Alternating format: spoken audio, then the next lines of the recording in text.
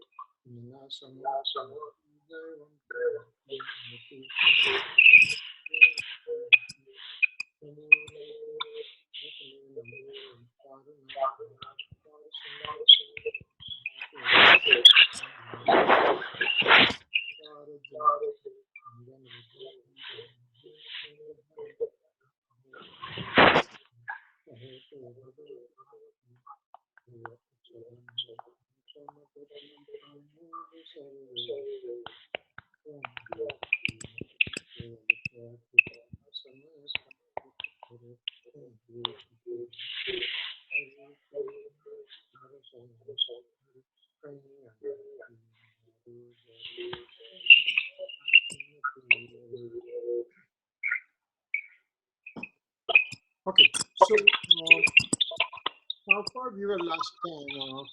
Did we finish also Vastutva Guru or not?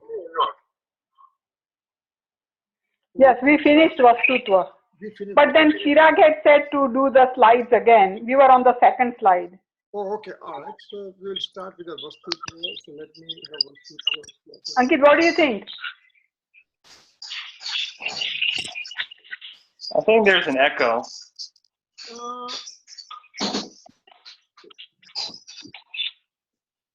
Is it there? Is it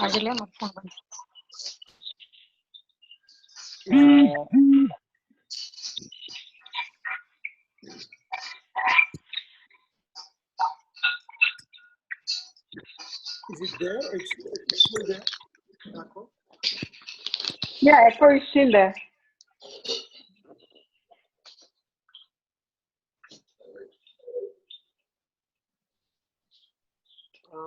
Now?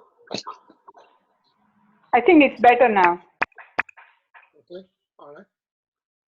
Okay, so Vastutva will start quickly and then keep going again.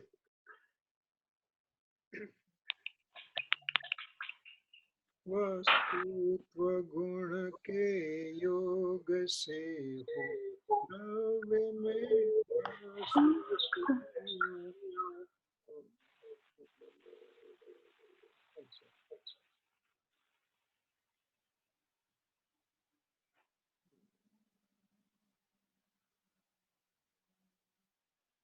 Can you hear, Ankit?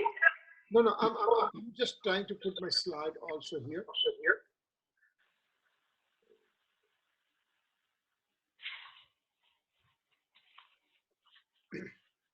One second.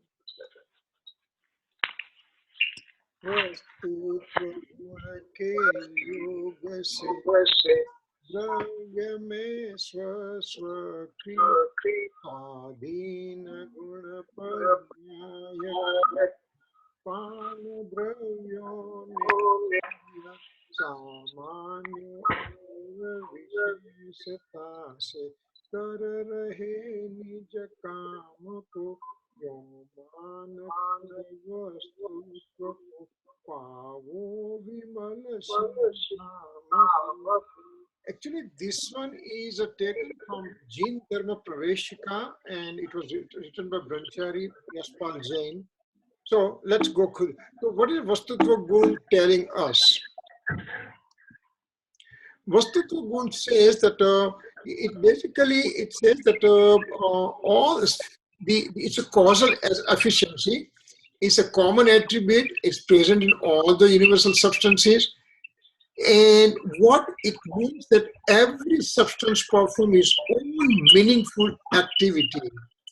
So soul will do its own meaningful activity, matter will do its own meaningful activity, and so there must be they will do their own particular that is specific.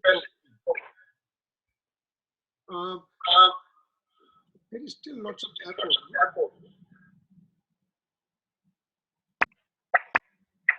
Okay, so what we are seeing that there are 6 family members, and each one is doing its own job. Mother is doing her own job, father is doing his own job, brothers, sisters, everybody is there doing their own job. There may be 2 computers next to each other. It's a problem. Or if you can mute, okay. So, it's the same way all this Kiritbhai નથી સંભળાતું, બહુ જ એકો આવે ને અવાજ શેક થાય છે. Is it okay right now? Can you hear now? Good. Yeah, this is much better. Okay, all right. I put the computer nearer. Okay. So there are 6 family members doing their own activities. Same way, the 6 substances are performing their own activity. They have no relation to each other. For example, in a body, when we look at it, the eye is performing the vision activity, ear is performing hearing activity, nose performs smelling activity. So each and every substance can perform their own purposeful activity, and because they perform their own activity, and this is called Vastutva Gun, and because of Vastutva Gun, the substance is also known as Vastu. So we just talk about knowledge attribute, because what happens at own purposeful activity is all the substances, they perform their own activity. For example, soul performs knowledge. There are 8 types of knowledges. We won't go in detail, we went last time. Conduct has a pure and impure form of conduct is there. Faith attribute is a wrong faith and right faith. Samyaktva or mithyatva. So faith has only 2 jobs. Either it could be you have the mithyatva or you have samyaktva. There is nothing in between. There is nothing like less mithyatva, part mithyatva, and part samyaktva. Either you have mithyatva or you have samyaktva. That's it. Okay, so now we go to the Pudgal. Pudgal has a smell, has 8 smell attribute, has 2 types of smells are there. Colors have 5 types. Taste has 8 types. Now, when we are coming to the medium of motion, what this medium of motion does? It becomes instrumental cause in providing accommodation. Remember, if I occupy so much square meter of area, my body, and medium of, I mean, the Avgan Hetutva means Akash. The Akash gives me, it becomes limit for me to have that much area occupied. So Avgan Hetutva is Avgan Hetutva means your modification giving accommodation is the nature of space. Next one, if you go, so let's show next one. So every substance performs its own activity. Now this one happens in every samay, means every moment this keeps on happening. What is a samay definition? Samay definition is very important that we have to understand. See, Jainism has defined microscopic as well as macroscopic time. Macroscopic in this in terms of Sagropam and Palyopam, Sagropam, and etc. That's a macroscopic time. And microscopic time. Microscopic time means what happens that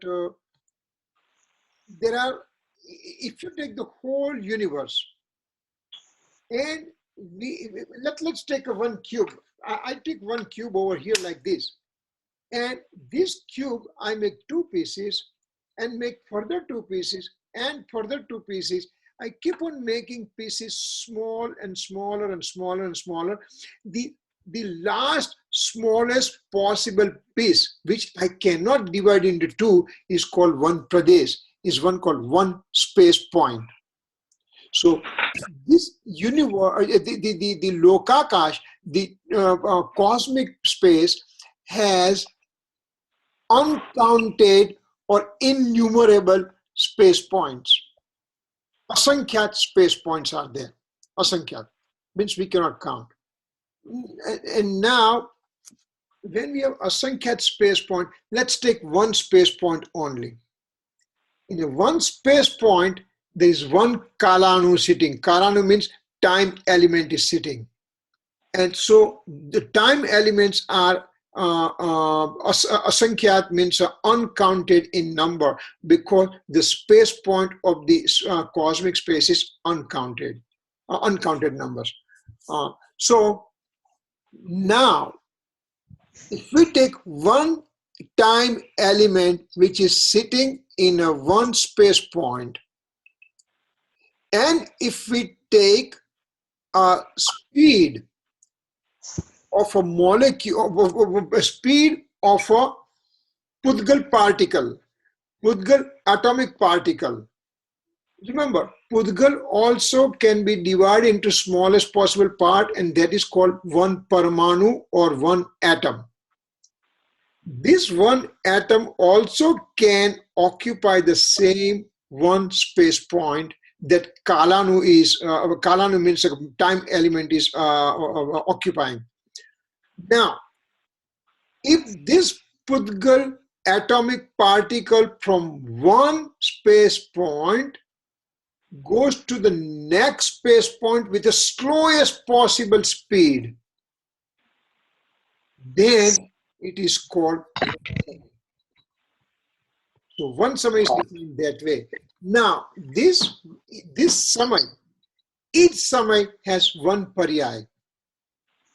Each samay has one paryay, and so every samay, every substance keeps on performing its own meaningful activity. So, me, the soul performs knowledge, knowledge, knowledge, knowledge, knowledge. Swapar Prakasha means I know myself, and I know objects also, alien objects. So I'm seeing alien object means per padarth I know it, as well as I have capacity to know my own self also. Every samay, every microscopic samay that I can do these activities.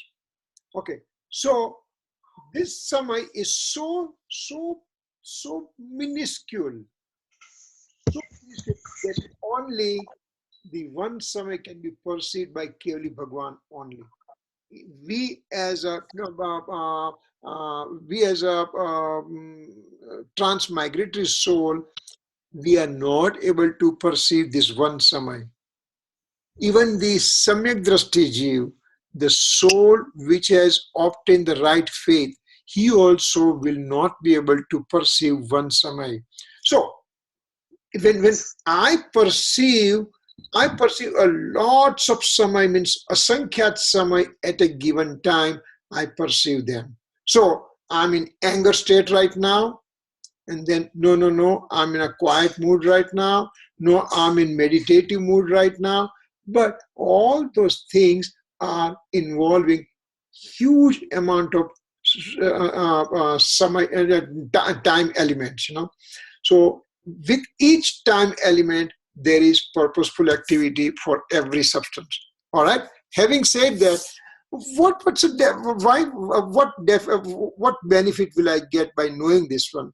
Then what it says, every substance performs its own meaningful activity. Every substance performs its own activity, as well as attributes also perform their own activity. Remember, now substance and attributes, they are intermingled with each other. They have their engrossment with each other, but still substance has its own independent existence, and so are all the attributes, infinite attributes in a soul have their own purposeful activity happening at the same time. So there is a mode, means paryaya occurs from every substance, as well as paryaya occurs from every attribute. So that is happening, purposeful activity happens. So every substance lives in own attributes and mode. So substance, attribute, and mode, in fact, they are inseparable. But even with that inseparable status, they have their own independence. Substance will do its own activity, mode will do its own activity, attribute will do its own activity. One attribute does not depend on the other attribute, even though they remain under the one sphere of the soul substance. So this is very important. So what happens? Because I have the knowledge, I have the knowledge attribute, so I keep on knowing all the time. And that's why I'm the knower. That's why I'm the gnata. What gnata means? Gnata means the knower who knows the self as well as who knows the rest of the universe. I have capacity. I have capacity to know my complete soul. I have capacity to know the whole universe. But because I have limitation and my modes are coming at a particular time and it has its own eligibility, because of that thing, it has a weakness to know only certain thing. For example, when I'm in the mithyatva, when I'm the wrong faith state, then I will know the alien objects, but I don't have knowledge that I am the knower sitting inside. Sure, at the intellect level, I can say that, sure, I'm the knower for my own soul and I'm the knower of the alien substances also. But in reality, I do not have experience of my own pure nature of the soul. That's why I have not experienced my soul. And so whatever I experience outside world, I see light right now, I see computer right now, I see my phone right now. All the thing what I see is associated with rag and dvesh. Whenever I'm looking at the object, whenever I'm looking at the alien objects, there is associated rag and dvesh. Why? Remember, knowledge activity I have, I know myself and I know all the alien things. So that's a function of the knowledge. But remember, along with the knowledge in the soul, there is also faith attribute. There is also conduct attribute. So there is a faith attribute has a wrong faith associated with it. So whenever I'm seeing the alien object, I believe that is mine or that is me. Body is mine and me as a body. So that kind of thing, what I have it, because I had the wrong, because I believe that body is me and body's activity I'm performing. So that's why there is a wrong faith. And because of the wrong faith, I also have wrong conduct. What is my wrong conduct? Because I'm hungry right now. Who is hungry? Am I hungry? No, my body is hungry. My body, remember, my body means I have the ownership of the body. When the ownership comes, there is associated rag and dvesh. So that's why in mithyatva, in a wrong faith state, all the knowledge, whatever I have it, be it a scriptural knowledge or it could be general knowledge of everything, but it is associated with likes and dislikes. It's associated with an inclination of affection or aversion. So that's why, because it's associated with the rag and dvesh, so I keep on binding karma when I try to know something on the outside material thing. So because I'm the knower, but knower has not a problem. But associated thing like faith attribute and conduct attribute, they are wrong And because they are wrong, so the knowledge gets muddy. And that's why knowledge is called agnan. Knowledge is called wrong knowledge. All right, so I'm knower only, but still, even though I'm knower only, I keep on acquiring, I have a wrong knowledge because it is associated with the wrong faith. Okay, I'm not a doer or enjoyer of any other substance because from the knowledge perspective, I'm just the gnata drashta, means I just know the thing, I perceive the thing, but I don't get attachment to it. That's my real nature. But as we said, because of the faith and conduct attribute gets muddy, that's why knowledge is called wrong knowledge. Kiran uncle? Yes. You explained what the gnata is. Can you explain what the gay is? The gay? Yes. See, gnata and gnay, that is very important thing. Gnay means object of knowledge. Gnata means a knower. Knower and object of knowledge. So right now, what's the object of my knowledge? Computer screen is my object of knowledge because I'm concentrating on a computer screen right now. Then I say, oh, it's dark, let me put my lights on, so my object of knowledge will become light. Then my object of knowledge will become my phone when it rings. So my object of knowledge is called gnay. And I'm the knower, I'm the gnata. So knower and object of knowledge. Now, they have a relationship in the sense the object of knowledge gets perceived in my knowledge. For example, there's a mirror. Over here is a mirror. In front of the mirror, if I put this cube, then cube will be seen. Remember, cube has not entered the mirror. Cube is over here. Only the projection of the cube is seen in the mirror. Similarly, I'm the knower. I'm like a mirror. And these are the objects in front of me. So objects get perceived. The picture of the object occurs in the knowledge. And that's why this thing is called gnay. This thing was called knowledge, gnata. Now, this is gnay. Gnay means object of knowledge. And it has a reflection occurring in the knowledge mode. Remember, activity occurs in the knowledge mode. Knowledge attribute is inert.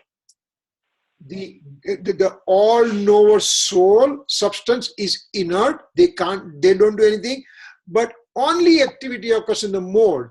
So in the knowledge mode, the all-knower soul substance has a knowledge attribute, and from the knowledge attribute there are modes occurring, and in that particular knowledge mode the reflection of the object occurs. This reflection of the object occurring in the knowledge mode is called gnayaka, means shape of the object. Gnayaka is a word that will come. Gnay is an object. Gnayaka means a shape of the object perceived in the knowledge mode. So this is very delicate point to understand, that object did not enter in the mirror. Only what you see in the mirror is a reflection of the object. Same way, object does not enter the soul. Soul as a general, but in the soul now we are taking knowledge mode. The object does not enter in the knowledge mode. What enters is a reflection of the object. So it is our rag and dvesh a reaction to that gnayaka, or is our rag and dvesh actually that gnayaka? No. See, gnayaka is a, now what you're doing is you are looking at the object in the mirror. You are perceiving the alien object in your knowledge mode, right? So up to until that, there is no problem. But when that gnayaka means the shape of the object reflecting in my knowledge mode, and what I believe, that's me. That's mine. And because I believe that's me and mine, that's why there is rag and dvesh. Rag and dvesh occurred because, not because of Gneyakar. Rag and dvesh occurred because I believe that that's me. It happened so fast, so quick, that the Gnani, the enlightened soul, he also has the same thing happen, object, and object gets reflected into the knowledge mode. But what he says, this is my knowledge mode reflecting the object. That's all he knows. He doesn't have unity with those that reflection of the object occurring in the knowledge mode. He doesn't have ownership of that one. He simply perceives. So what does Siddha Bhagwan do? Remember, just because object reflecting into my knowledge mode, and if that is a reason for my rag dvesh, then think about Siddha Bhagwan. He perceives the whole universe, not only whole universe, but he perceives the past, present, and future mode of the whole universe. How much rag and dvesh he will have it? Zero. So what he says, remember, does mirror says, well, I'm greatest of the great because I reflect everybody else? No, mirror simply reflects. The mirror doesn't do anything else except reflecting. So mirror doesn't make any extra effort for this reflection occurring. So a Kevali will have more Gneyakars than us, but the only difference is we actually react to them more than they do. We react to them. We react means I just say, this is mine and I have the ownership on it. And what I believe, this is because of me it's happening. So my ekatva, mamatva. Ekatva means unity. Mamatva means I believe this is mine, me and mine. And that kind of thing, and then I'm the doer of it and I'm the enjoyer of it. I have my car and so I enjoy my car. Or I have my car which went to the body shop and I'm unhappy about it. Well, the car did its own thing. Car has its own mode of breaking down. So why will I be unhappy about it? If I understand this part, Gney, Gneyakar, and Gnan. Three things to be understood. Gney means object. Gneyakar means perception of the object reflecting into the knowledge mode. And so what does knowledge mode do? Just didn't do anything. It's just like simple, like mirror standing over here, and object got perceived in that one. Remember, this mode of the knowledge came from where? It came from knowledge attribute. And where does knowledge attribute reside? It resides in the all-knower soul. So now, each time I perceive an object, if I look within, what's a process? What's the whole process here? Object is reflecting in the knowledge mode. Knowledge mode comes from the knowledge attribute. Knowledge attribute comes from the all-knower soul. So, whole thing, all the actions occur within the sphere of the soul.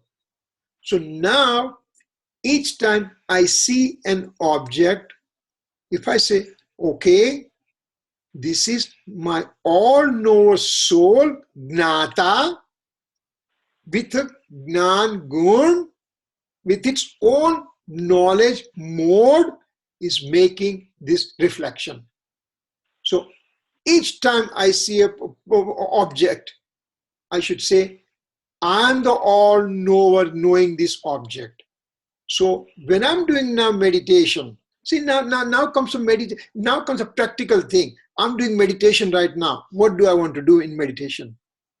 What I want to do is, well, this is the object. I'm the knowledge mode. Knowledge mode has not done any effort to reflect the things inside, and I'm the knowledge attribute is there, which is inert, and it is coming out from the all-knower soul substance. So each time I perceive an object means I know the all-knower soul substance. Now do the meditation tomorrow. Just it's okay. Let millions of thought comes. But now instead of hanging on those thoughts, you can just say, no, I'm the all-knower, and because I'm all-knower, that's why this reflection of the thoughts occur within me. That is the real purpose for meditation. So when we do meditation, doesn't mean just breathe in and breathe out and just relax your body. Yeah, it's important. You have to do that process. You relax your body. You just perceive. You perceive that you breathe in and out and everything, and then you go deep within to reflect upon yourself. That I'm the all-knower soul. I'm knowing all this thing. Okay, so a plane is passing by because my all-knower soul knows about it. There is a car passing by because of my all-knower soul knows all this thing. So that kind of activity, if I do, then I'm benefiting myself. For example, let's say one more example here. It's a moonless night, and there are millions and billions of stars are shining in the sky, and on the quiet water of a pond, all those stars are reflecting. Now, I say to you, Ankit, go in this water and bring those stars out. What will happen? Would you find those stars in the water? No. What will you find? You'll find only the cool nature of the water only. You try to look everywhere. You can't find anything except cool nature of the water only. So, when your object is reflecting inside, now you go into the soul and say, let me find that object. No, you will just find all the all-knower soul substance only, nothing else you'll find. That is my meditation technique. That's what I should do. When I do that one, then it doesn't make difference how many thoughts are coming and everything, because you are going to make them secondary in nature, because they are the objects of my knowledge. So those are the things that we have to keep in mind. And by doing that way, we are going deeper and deeper and deeper into spirituality. Remember, still nothing else has happened. Again, when at our state right now, what we are doing is still we are in the reflective thought process that, okay, I'm all-knower soul. Now, remember, when you wake up in the morning, Ankit, do you have to go to the mirror and say, oh, I'm Ankit right now, right? Do you have to tell yourself that I'm Ankit? It is engraved in your system that even though you are eating, you're drinking, you're sleeping, you're working, you're driving, all the time, you know that you are Ankit. Same way, I have to know that I'm the all-knower soul all the time. I don't have to keep on reminding myself. But again, my little grandchild was born and we gave the name as a Ria. And so, hi Ria, how are you? Hi Ria, how are you? So by hearing that voice again and again and again and again and again, that child thinks that I am Ria right now. So now she doesn't have to remember. Yes, in the young child, 1 month old, 2 months old, 3 months, if somebody keeps on repeating, then she has to know that, are they talking about me? Same way here, we are like an infant right now. Our Gnani Purush, our enlightened monks, our teachers, true teachers are telling us that you are the all-knower soul. You are the Gnata. You are the Gnata. I'm trying to imbibe all those things slowly within me. But a point has to come in which when they say all-knower soul, I should wake up. Just say, oh, they are talking about me. So that's the one objectivity. I mean, the causal efficiency will teach us like that, No, now, so what happens now? He has expectation from self and disregard from the alien thing. Because this causal efficiency knowledge occurs within me by myself only and everything. So alien objects are no value to me. They are there. Their presence is there. We have to know that, but the value is not there. That kind of thing we have to do. What will happen when we go in deep into spirituality?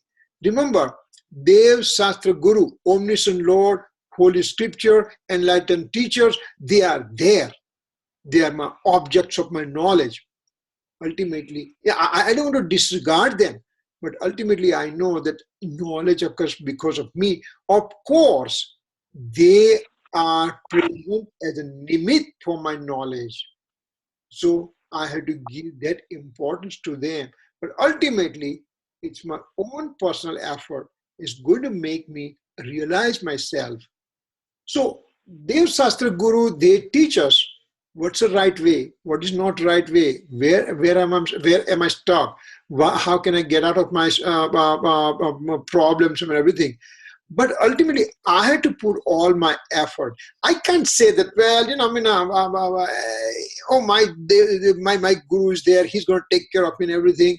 In beginning state, yes. Remember, you may not remember, Ankit, but in India, when a small child is there, then they give a Baba Gadi. Baba Gadi means there is a kind of a four-wheel structure they give. So child holds it and kind of keeps his balance and keeps on walking slowly, falls down, again gets up, takes that things and keep walking. And so he needs support in beginning stage. But thereafter, once he grows up, once he starts getting his own balance, he doesn't need any associated thing. He can walk or run by his own self. The same way, you need guru all the time. But in the beginning, there's a lot more need for it because you need lots of directions and everything. But once you know it, you're going to start driving yourself. You're going to start progressing yourself. And a point comes in which you are just doing very fast driving on this freeway, and you want to change the direction, you change the steering wheel slightly, and you already are on the different path. So, of course, you need the guidance from the guru and everything all the time. But as you are growing up, you know you become your own guru. That is my personal belief, and that is helping me out a lot. So there's not disregard for my guru. I respect my guru as much as anything else in my life. At the same time, I had to know that I am responsible for all my deeds and everything. So having said that, we can continue what more benefits we can get. It proves the sequential nature of the modes. What happens? In knowledge mode came right now. Let's take a gross example. I'm looking at the light. No, I'm looking at the computer. No, I'm looking at the telephone. No, I'm looking at a bag. No, I'm looking at a book. What happened? All those activities occurred in sequence. Now, when we look microscopically, that every mode, every samay, every microscopic moment, they keep on coming, and they come because of its own efficiency and its own eligibility. Every mode occurs because of its own eligibility. In the sense, you have every substance, whether it's a soul, whether it's a matter, whether it's a dharmastika or dharmasika, space or time, every substances, they have infinite modes from before and infinite mode from in the future and present mode. All those modes are predetermined. They will come of their own time only. And it is you cannot change that activity of that coming, that mode coming. So this is the one in which it gives the independence of the mode. That mode keeps on coming of its own way. Nobody creates, nobody can interfere and all the thing. So what it says, there is a sequential nature of the mode because my causal efficiency keeps on performing different act all the time. So that way, because the modes are independent, so all the substances are independent also. So every substance has its own independence that nobody can interfere in any other substance's existence.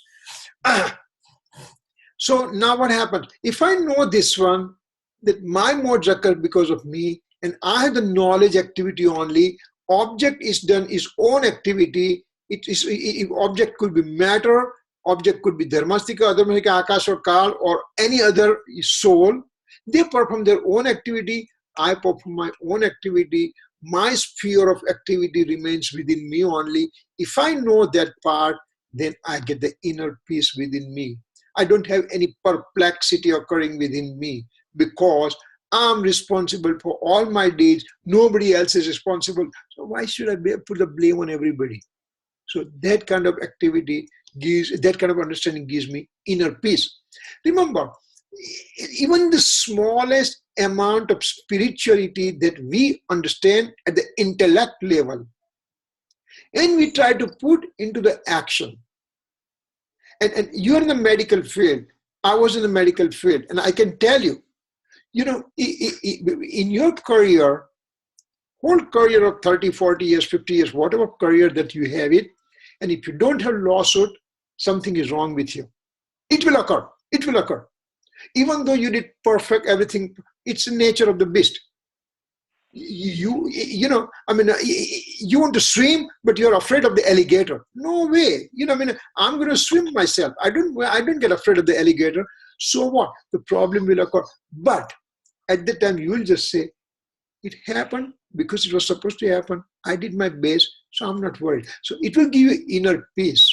It will give, so simply understanding this kind of philosophy in a daily routine life, it makes you feel very cool and calm and collective person rather than blaming all the things.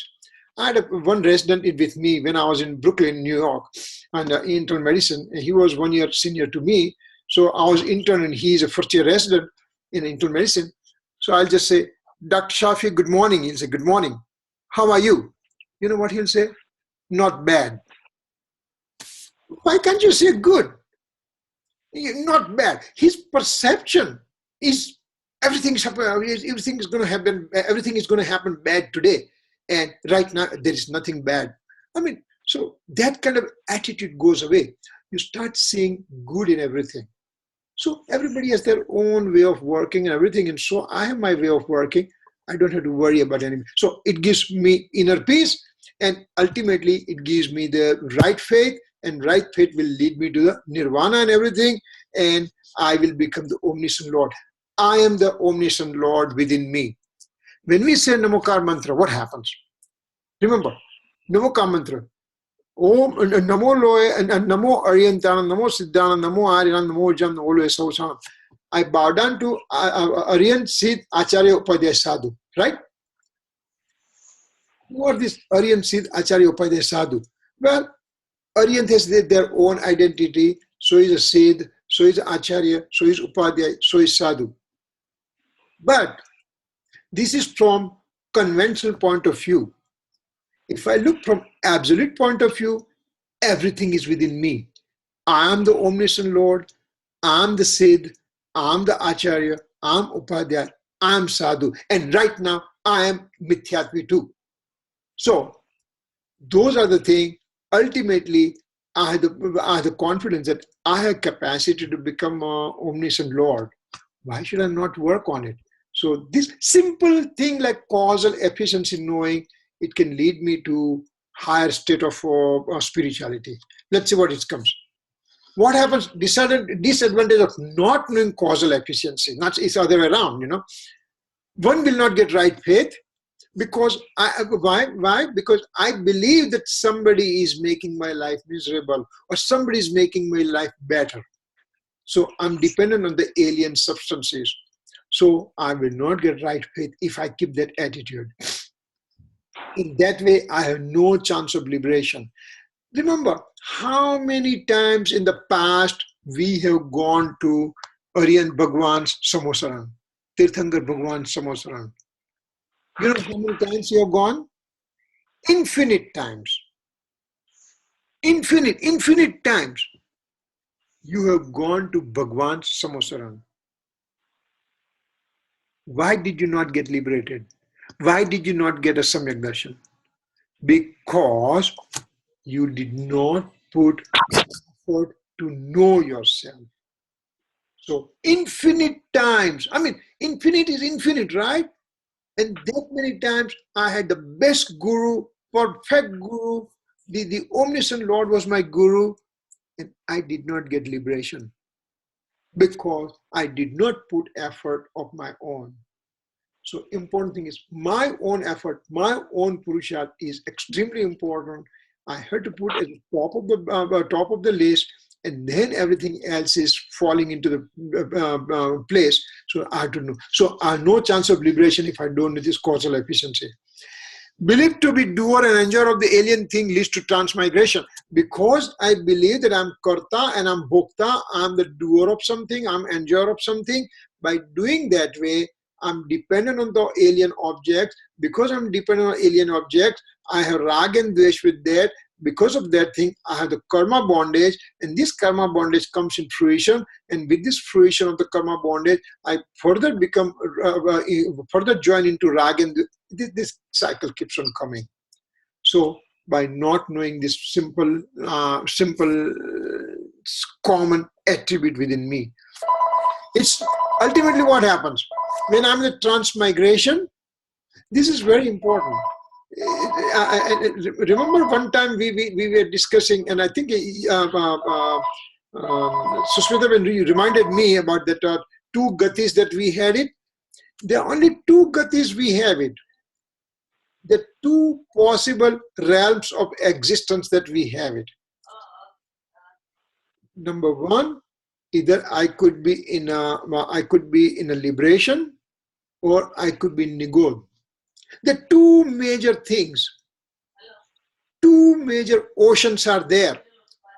Atlantic Ocean and Pacific Ocean, for example. And in between, there are few drops of water is there, for example, and that is, if I'm in the Nigod Ocean, the few drops of water is going from 2 cents life to 3 cents life to 4 cents life to 5 cents life to become human and everything. And in the human, I start doing my own personal activity, my own personal effort and everything to realize myself. And once I realize myself, that time is very, very, very short in terms of ocean. That small little time, 2000 sagar time, minimum time, in that thing, when I realize my own soul, then I have a 1, 3, 5 or 15 life, and I have a moksha. So that's a liberation ocean. This side is a ocean of a Nigod. In between there is few drops of water. And in that few drops of water, equivalent to so many years of life and everything, so many, 2000 Sagarupam year life. In that time, if I obtain right faith, I go to liberation. If I don't obtain right faith, I go to Nigod ocean.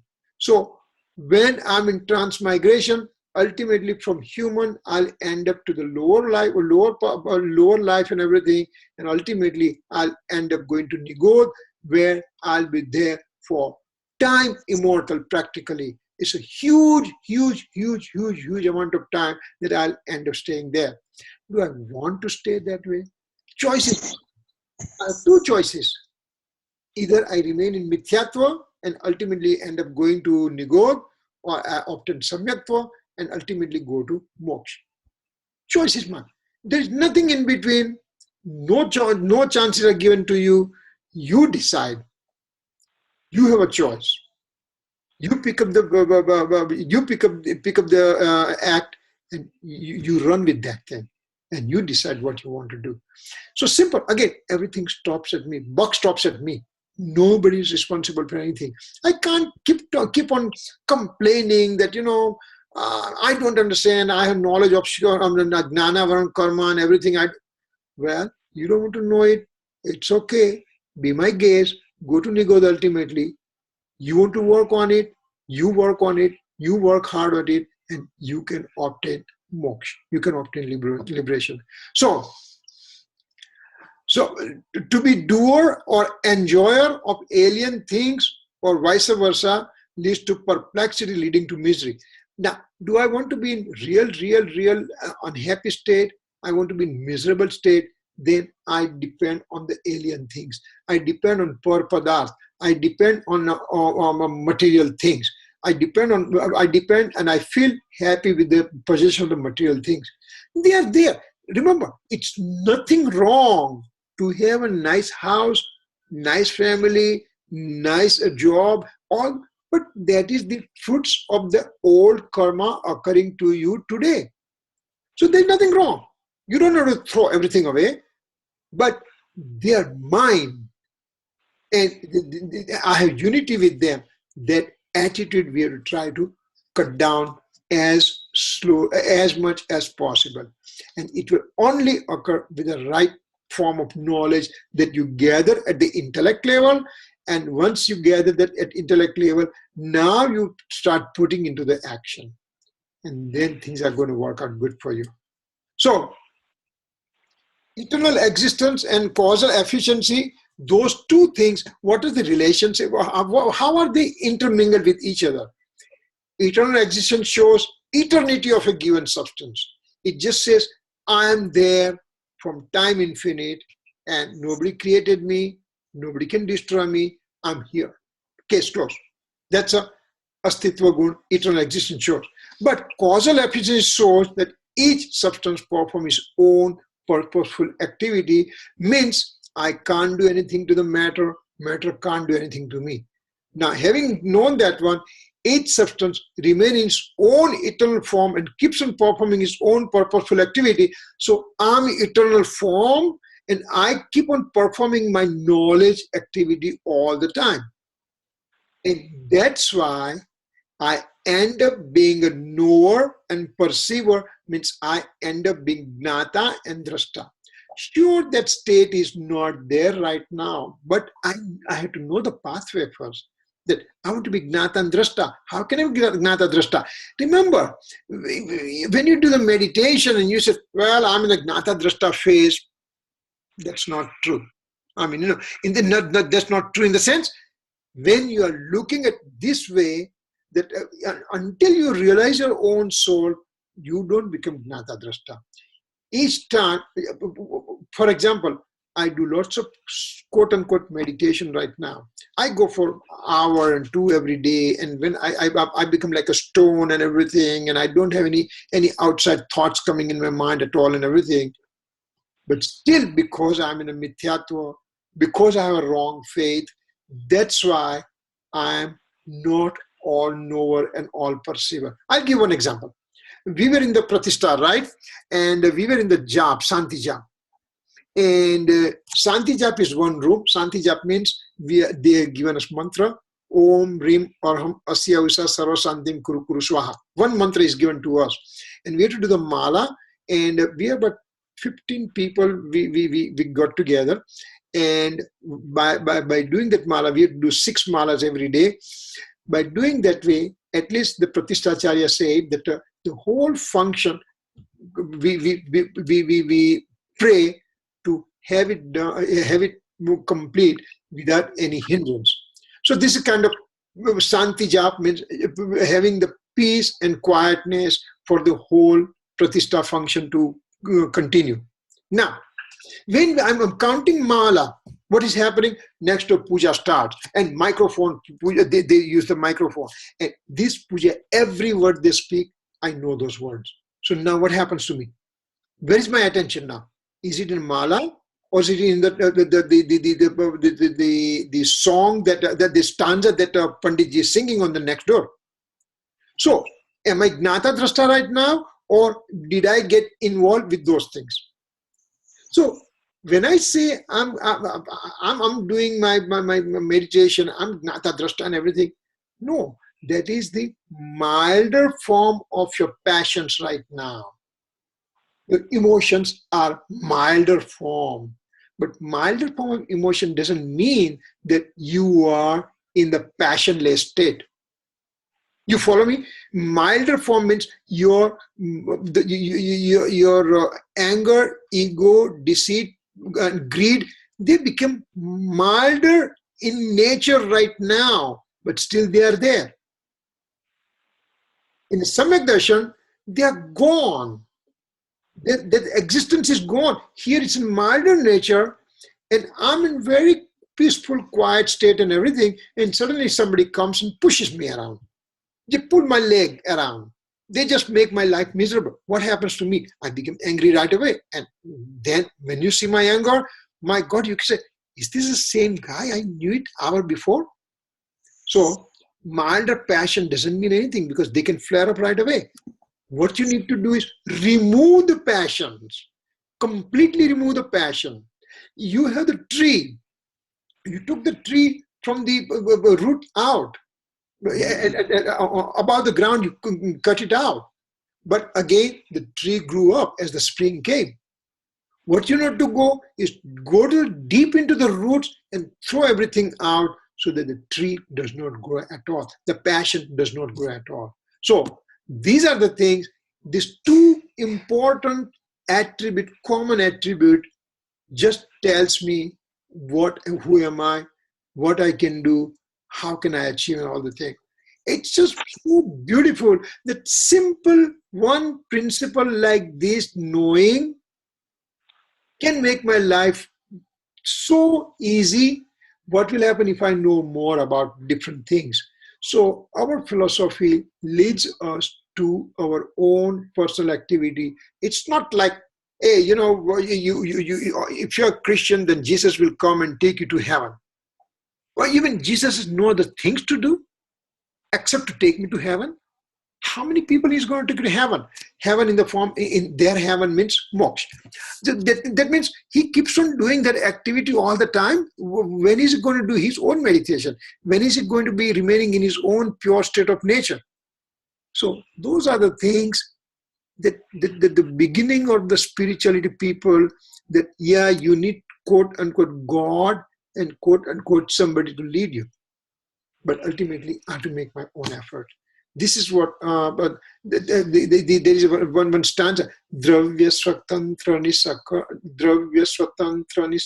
dravya sakarani swatantrata jagamahi gajavanahara veera kathita atma bhutino pantha batavanahara Guruji janam tamaro re jagatane anand karanaro. This is what it says. Dravya Sakarni Swatantra means you have shown the independence of all six universal substances and you have shown me the pathway. So my Guru, my respect to you, I bow down to you. Because you showed me the path, I'm going to walk on that path and I'm going to prove that I'm your absolute best student. And then it's called my arpanta, means it's my own, my arpanta to my Guru. So that's what I have to think about. That's what we have to do. So that's what we have right now. We'll take this one next week, probably. Its time is up. I think it's getting late at your end also. Any questions so far? Kiran uncle, when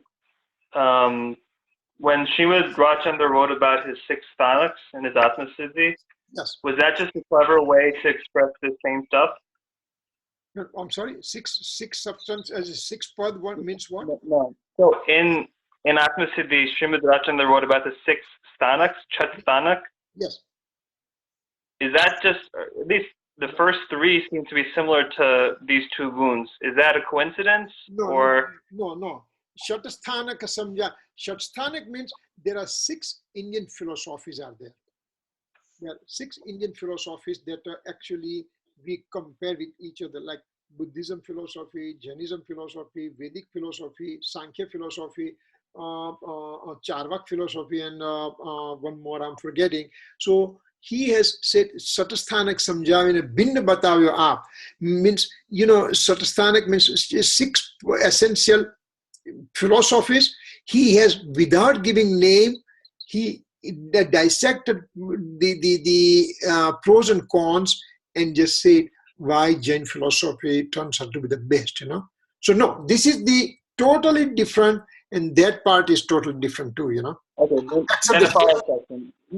Didn't he also write that there's one slok where he said that the Atma is Astitva, yes, and that it's Nitya, and that it functions in its own way, it does its own work. Now, is that a coincidence, or is that an expression of this same stuff?